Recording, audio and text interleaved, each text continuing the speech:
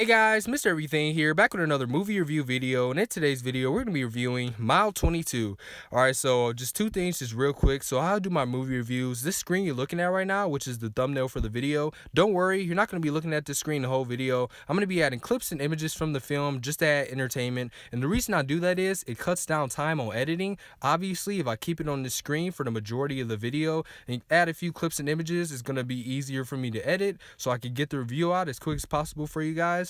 And also, I do my reviews. I talk about the cast, the story, give some of my positives, some of my negatives, and then give my score. So starting off with the cast, well, first let me start off with the director. This is directed by Peter Berg, and he's previously collaborated with Mark Wahlberg with 3 other films: Lone Survivor, Deepwater Horizon, and Patriots Day. And that's been the main reason why I've been super excited for this film. I made 3 trailer reviews for this movie. I made a trailer review for the official trailer, the second trailer, and the final trailer. So that just shows you how excited I was for this film, because I really loved the other 3 films they made. Lone Survivor I thought was great. I really loved Deepwater Horizon, and I thought Patriots Day was great as well. So I was super excited for this film, and it does kind of let down, but I'll get to that in a second. But starting off with the cast, obviously, this stars Mark Wahlberg, Iko Uwais, Lauren Cohan, Ronda Rousey, and John Malkovich, which, by the way, John Malkovich was also in Deepwater Horizon. But as far as the story, this is basically about an elite secret combat unit played by Mark Wahlberg, Lauren Cohan, Ronda Rousey, and a few other people. And basically, they're trying to deliver this package to the United States. The package is Iko Uwais. He has something they need. He has a code to this thing that they need to unlock, and he basically wants to get transported to the US, and that's the only way he's going to give them the code. So it's kind of like a rush to the clock thing. They have to try to beat the clock while also getting to this destination, which is the airport, but he's not going to give up the code unless he gets there. So it's sort of like a rush. They have to get there. It's 22 miles away. Yeah, just starting off with the positives, and this film is kind of hard because I don't know how to separate it into positives or negatives. It's really not a lot of positives, but I guess one of my positives would be I thought the action was good for the most part until they get to the quick cutty stuff, which I'll get to in a second in my negatives. But yeah, the action scenes were fine for the most part. There's this really good opening scene. The opening is really well done, as well as the first action scene with Iko Uwais. I thought that was good until, yet again, they start doing the quick cutty stuff that just kind of ruins it.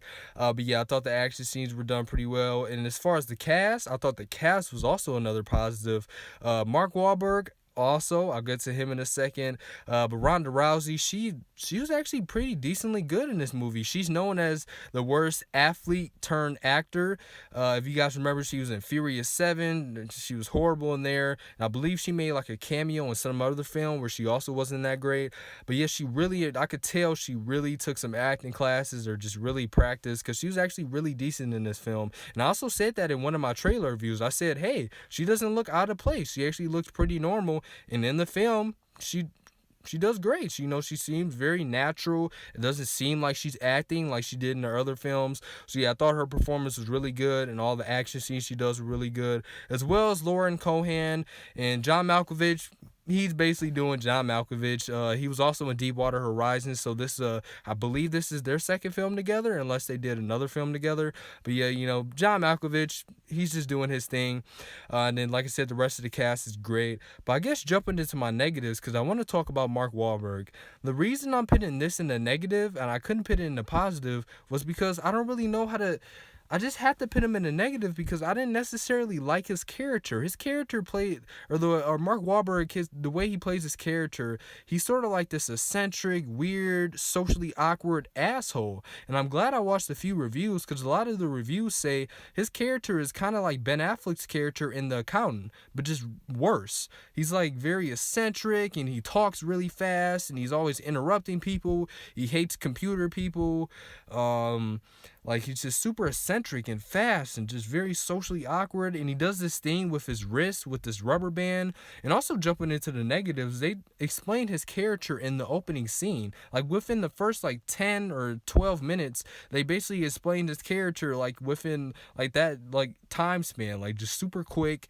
in the opening credits, which I also didn't like. But I guess they just want to explain it real quick because they're like, hey, this guy's weird. There you go. You guys know now. But yeah, he's just super eccentric. You even have a couple characters in the film say that you're weird. Stop talking so much. Stop interrupting people. Like, he's just very weird. And it's not Mark Wahlberg's fault. I guess he did fine, but just the character himself, this is by far the weirdest and probably most annoying character Mark Wahlberg has played, especially in these Peter Berg movies. But yeah, he was super weird.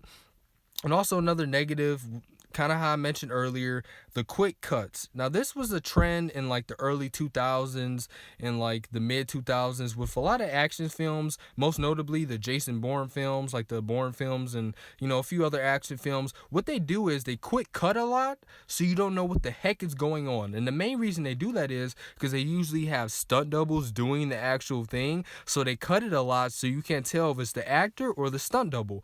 But you have Iko Uwais here. And Iko Uwais, he's known for the Raid films. He's also known as a very good stunt artist. He does his own stunts. And I'm pretty sure he's actually doing all of these action scenes, but they still continue to cut. And not only did they cut with the action scenes, they cut with conversations. When you guys watch the film, if you guys ever see this, maybe you guys are going to rent it, or I do recommend this for a matinee, like $5, but no higher than that.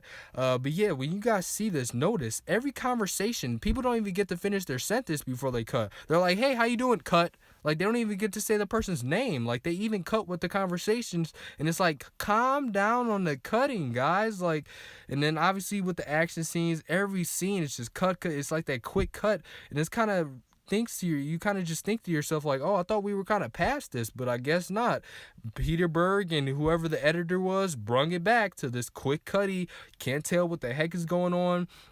And yeah, this film, that is by far its downfall, the editing. Like, that would be the main negative. If you guys want to categorize this negative, it would be the editing. Like, the editing in this film, man, that really brung it down at least 2 grades. So you guys could definitely see what my grade is going to be now. But yeah, other than that, the ending was kind of eh. And like I said, Mark Wahlberg's character, just throughout the film, he's just doing too much. He's too eccentric and just too all over the place. But the main thing is that editing. So yeah, this is by far the worst Peter Berg and Mark Wahlberg collaboration film.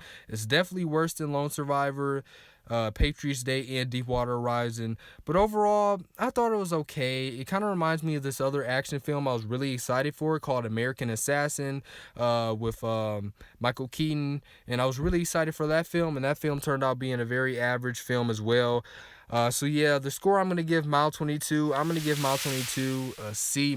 So yeah, I recommend you guys, if you guys want to see a matinee. Where I live, matinees are $5. So honestly, $5, just a quick $5.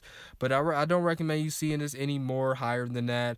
So yeah, it's just a very average film. Definitely the worst of the Peter Berg films. But anyway, guys, be sure to like, subscribe if you guys are new. Check out my other movie review videos and those other Mile 22 trailer reviews. Comment down below if you guys saw this film or if you're going to see it. And check out those other videos, like I said, and have a great rest of your day. All right, bye, guys.